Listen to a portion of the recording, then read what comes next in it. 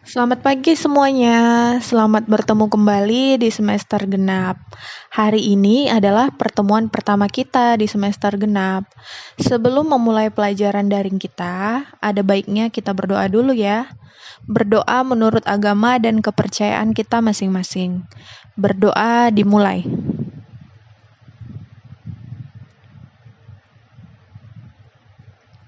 Amin, berdoa selesai. Sebelum kita mulai pembelajaran, pastikan kalian telah mengisi daftar hadir atau absen yang telah Ibu buat di Google Classroom ya. Jika belum, diisi dulu. Jika sudah, kita bisa mulai pelajarannya. Materi kita hari ini yaitu tentang karakteristik perusahaan dagang. Nah, setelah kita bahas tentang materi ini, harapannya setelah kalian menonton video ini, kalian bisa memahami dan bisa menyebutkan apa-apa saja karakteristik perusahaan dagang. Dan juga kalian bisa membedakan antara perusahaan dagang dengan perusahaan jasa. Definisi perusahaan dagang atau pengertian perusahaan dagang. Perusahaan dagang adalah perusahaan yang membeli barang untuk tujuan menjualnya kembali tanpa mengubah bentuk atau sifat barang secara berarti. Misalnya, kita membeli tas berwarna merah. Nah, setelah kita membeli tas tersebut, kita menjual tas tersebut kembali tanpa mengubah bentuknya. Nah, itu adalah definisi perusahaan dagang.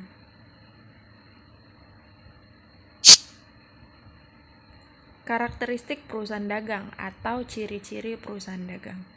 Yang pertama, memperoleh laba dengan jalan menjual barang dagangan yang melebihi harga pokok penjualan dengan biaya penjualan, sehingga sumber pendapatan utama perusahaan dagang adalah pendapatan penjualan. Artinya di sini adalah karakteristik perusahaan dagang yang pertama, perusahaan dagang memperoleh laba dengan cara menjual barang yang telah dibelinya tadi dengan harga di atas harga belinya. Misalnya kita membeli tas seharga 50.000 untuk kita jual kembali. Nah, kita jual kembali tas tersebut, nggak mungkin dong 50.000. Kalau 50.000 kita nggak dapat untung. Jadi kita jual dengan harga 75.000, sehingga kita mendapatkan keuntungan sebesar 25.000. Nah, harga beli tersebut, harga beli yang 50.000 tadi, itu disebut sebagai HPP atau harga pokok penjualan. Dengan cara menjual barang di atas HPP atau lebih besar dari HPP, perusahaan dagang akan mendapatkan atau memperoleh pendapatan penjualan. Karakteristik yang kedua, membeli barang untuk tujuan menjualnya kembali tanpa mengubah bentuk atau sifat barang secara berarti. Saya rasa udah jelas. Kemudian yang tiga, barang dagangan berupa barang konsumsi atau barang produksi dan bahan baku untuk produksi. Jadi barang yang dijual oleh perusahaan dagang ini bervariasi. Bisa barang konsumsi maksudnya adalah barang yang sudah jadi, artinya barang yang tinggal kita mengkonsumsinya saja. Contohnya tas, kita tinggal pakai, baju, kita tinggal pakai, gitu. Kemudian yang kedua ada barang produksi. Barang produksi ini berarti barang yang harus diolah kembali. Misalnya kita membeli benang. Nah, berarti benang tersebut bisa digunakan untuk atau bisa diolah untuk membuat pakaian. Atau bisa juga bahan baku untuk produksi. Misalnya bahan baku untuk produksi misalnya kertas atau kayu sebagai bahan baku untuk membuat buku.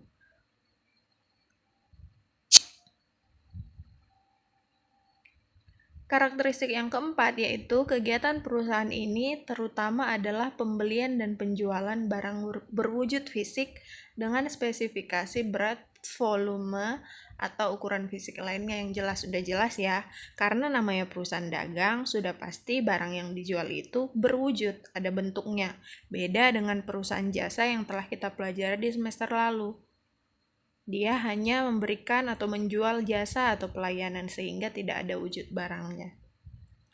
Yang kelima, adanya barang dagangan yang menimbulkan pos beban operasi yang disebut harga pokok penjualan, dan biasanya beban ini merupakan porsi yang cukup besar dibandingkan seluruh beban yang terjadi. Nah, ini juga yang membedakan perusahaan dagang dengan perusahaan jasa. Di perusahaan dagang ada akun beban operasi atau HPP, harga pokok penjualan.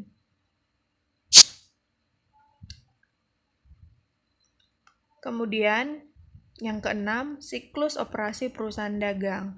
Ini bergerak dari kas, yaitu kita membeli barang menggunakan kas kita berkurang, kita mengeluarkan kas untuk membeli barang.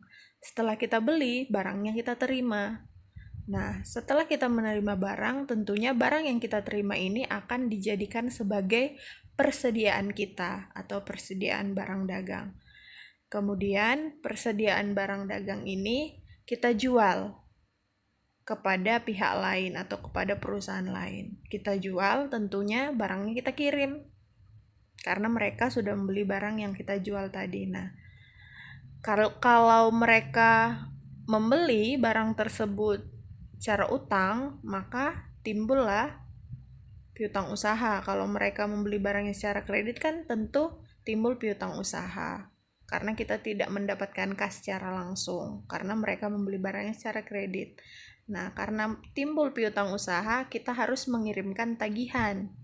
Kita kirimkan tagihan ke perusahaan yang membeli barang kita tadi.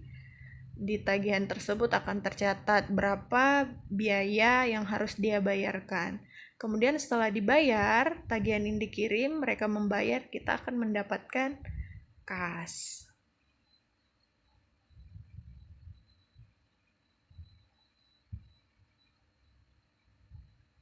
Oke, bisa diperhatikan lagi siklus operasinya.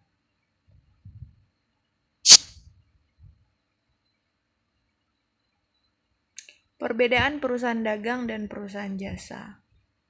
Yang pertama dari segi wujudnya.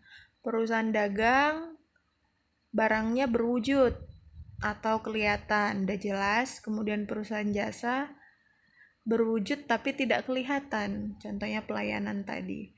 Kemudian yang kedua dari sisi akun dalam laporan keuangan. Kalau perusahaan dagang ada akun persediaan barang dagang, jelas ya, ada akun persediaan barang dagang karena ada barang yang dibeli, ada barang yang dijual. Nah, akun persediaan barang dagang ini masuk ke dalam kelompok akun harta atau nanti dia akan muncul di dalam neraca.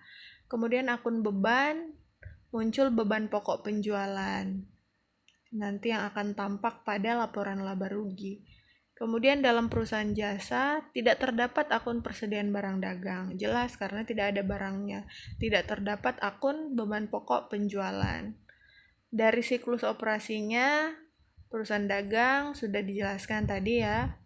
Perusahaan jasa ya bisa dilihat lah, atau kalian ingat-ingat dari materi kita semester lalu tentang perusahaan jasa.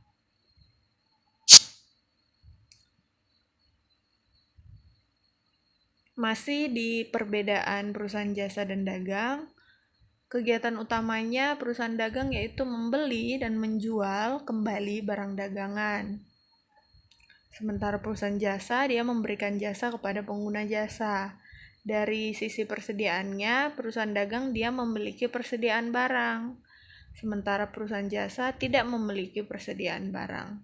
Kemudian dari penentuan harga pokok, perusahaan dagang penentuan harganya relatif mudah. Kenapa dikatakan mudah? Karena tinggal memperhitungkan harga beli dengan harga jual. Kalau kita beli 50.000, kita jual pasti di atas 50.000 sehingga kita bisa mendapatkan keuntungan. Sementara kalau perusahaan jasa tidak perlu menentukan harga pokok barang karena tidak ada barangnya.